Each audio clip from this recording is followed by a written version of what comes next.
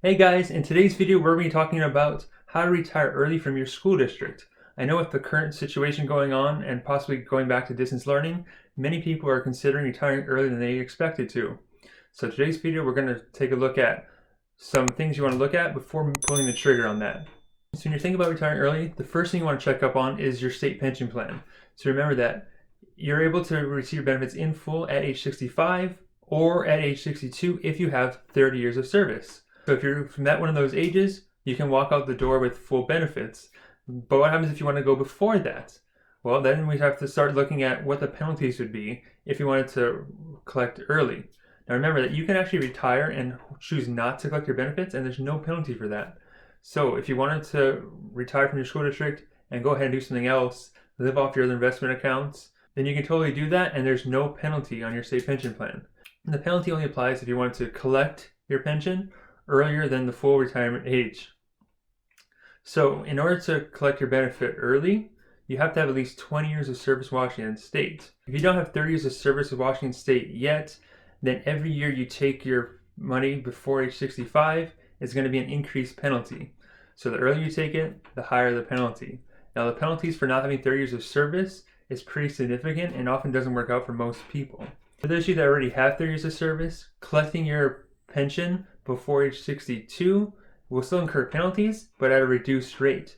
So for example, if 62 you'd be entitled to 100% of your benefit, at age 61 you'd get 98% of your benefit or only a 2% penalty.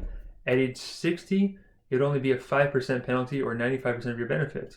So you can see, even though you're going 2 years early, they're not really taking all that much money. So don't let the word penalty scare you away from possibly collecting it early. Now, if you're not quite to those ages yet and it may not make sense to take that penalty, then you can always just leave your pension where it is and just start drawing from your Plan 3 retirement account or the 403b. Remember, you have access to those upon separation of service. So as long as you're over the age of 55 and separated, not working in Washington State, you have access to your Plan 3 bucket or those 403b plans or even the DCP for that matter. You can choose to draw money off of those accounts to get you by for a while, so you can avoid taking such a big penalty or any kind of penalty at all. So just another option out there. Before you make any kind of move like this, be sure to consult a financial advisor so they can go over a plan and look over it with you, so you can be sure that this is the right strategy for you and you're not going to regret it down the road or end up paying way more taxes than you expected to. The other consideration when you're going to retire early is looking at Social Security. Many people choose to take their Social Security at age 62, the earliest they can get it, but remember that's the lowest benefit you're able to receive. Your Social Security has something called a full retirement age, and it's going to be between 66 to 67, depending on the year you were born.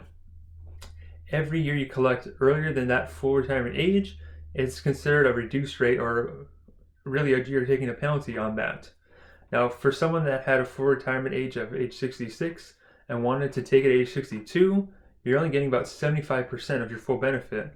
Or in other words, it's a 25% penalty, yet people do it all the time. So don't let the state's penalty of 5, 8, or 10% scare you too much. As long as the numbers work out, it may make sense to tap into your pension before you tap into your Social Security. The next thing you should consider is your medical. How you're going to cover your medical bills or insurance premiums if you retire earlier and no longer being covered by the state. Well, if you have a VEBA account, then you have some money to get you by for a while. And if you have any unused sick leave saved up, you actually convert them into your VEBA. Now it's a 4-to-1 exchange, but in doing so, you're avoiding paying all the taxes on that money. And when you use the money in the VEBA for medical expenses, there's still no taxes due. So money in a VEBA or HSA is the most tax efficient account that there is out there. Contributions go in pre-tax, they go tax deferred, and they come out tax free as long as you use it for medical expenses.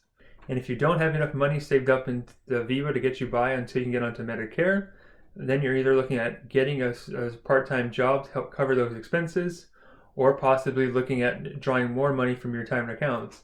And depending on how much you're really taking out from there, that may not be the best approach. So many people actually choose to go back and sub for the school districts just a few days a week to get enough money to cover their medical premiums, or they can go ahead and work at a place like Starbucks or Home Depot. There's a lot of places out there that actually cover part of your medical premiums for part-time workers. So go ahead and look around at some of those places if that's what you're considering. Now, all those steps may seem a little bit overwhelming. Most people aren't going to put the time in to actually look at them all to make an appropriate decision, or they're going to act emotionally and pull the trigger without checking everything out first. So before you make any move, make sure you're consulting some kind of financial professional that can actually put some kind of financial plan in place and take a look at all your options to see how well this decision is going to affect you in the future. This way you can actually get a professional recommendation and actually see it on black and white if it makes sense to retire early or if you have to keep on working. If you still have any questions or need some help on whether or not you should retire early, then in the description below there's a link to get on my calendar, and then I'd be happy to walk you through it and see if it makes sense for you or not. Thanks for watching, and remember that your future depends on what you do today.